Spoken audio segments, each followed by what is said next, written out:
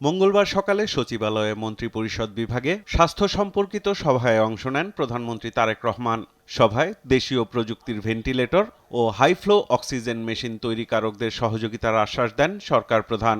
প্রধানমন্ত্রী বলেন, স্বাস্থ্যসেবায় আধুনিক প্রযুক্তির বিকাশে সরকার গবেষণা ও উদ্ভাবনকে সর্বোচ্চ গুরুত্ব দিচ্ছে। প্রয়োজনীয় পরীক্ষা নিরীক্ষা, মান যাচাই এবং উৎপাদনের ক্ষেত্রে সরকার সহযোগিতা দেবে বলেও জানান তিনি।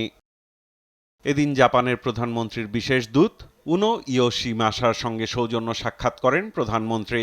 বাংলাদেশ থেকে স্বাস্থ্যকর্মী, কৃষি শ্রমিক ও গাড়ি চালক নিতে মানব সম্পদ উন্নয়ন, দক্ষতা বৃদ্ধি ও বিভিন্ন খাতে জাপানের আরও সহযোগিতা কামনা করেন তারেক রহমান। জাপানি কোম্পানিগুলোর বাংলাদেশে বিনিয়োগ বাড়ানোর আহ্বানও জানান তিনি। বৈঠকে দুই দেশের মধ্যে বাণিজ্য ও অর্থনৈতিক সহযোগিতা সম্প্রসারণে যৌথভাবে কাজ করার ওপরও গুরুত্বারোপ করা হয়।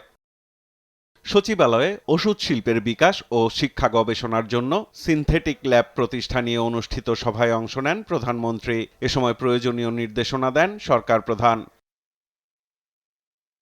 বিকেলে নিজ কার্যালয় থেকে হেঁটে শিক্ষা মন্ত্রণালয়ে যান প্রধানমন্ত্রী। মাধ্যমিক ও উচ্চ শিক্ষা বিভাগে অনুষ্ঠিত সভায় দেশের প্রতিটি শিক্ষার্থীর জন্য মানসম্মত শিক্ষা নিশ্চিত করা সরকারের অন্যতম অগ্রাধিকার বলে জানান তিনি। শিক্ষা ব্যবস্থার প্রতিটি স্তরে গুণগত পরিবর্তন আনতে সমন্বিত উদ্যোগ, কার্যকর তদারকি ও সময় উপযোগী পরিকল্পনা বাস্তবায়ন অব্যাহত থাকবে বলেও জানান সরকার প্রধান।